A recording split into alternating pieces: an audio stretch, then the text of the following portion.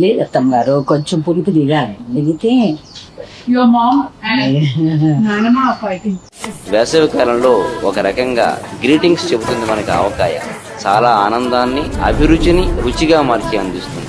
కొన్ని సంవత్సరాల నుంచి ఇది ఎలాగా మా అమ్మమ్మ నాయనమ్మ అందరి దగ్గర నుంచి వస్తుందమ్మా ఇది. పదార్థాల రుచి వడ్డించే వాళ్ళని బట్టి ఉంటుంది. తినాలి అని వడ్డిస్తే ఒక రకంగా ఉంటాయి, అక్కర్లేదు లేని వడ్డిస్తే వేరొక రకంగా ఉంటాయి. ఇది పెట్టడం అనేది ఒక ఆనవాయితీ. పెట్టిన కొత్తల్లో మరీ బాగుంటది.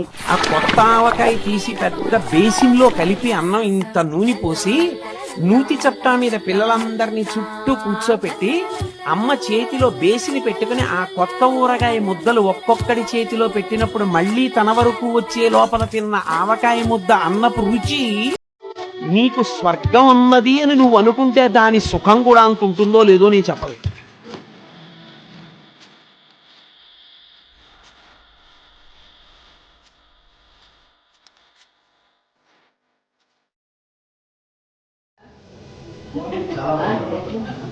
బాగుందా? థ్యాంక్ యూ నాన్న. అత్తమ్మ గారండి, మీ కిచెన్ గా ఈ రోజు ఏమైతుంది? ఏమైతుంది?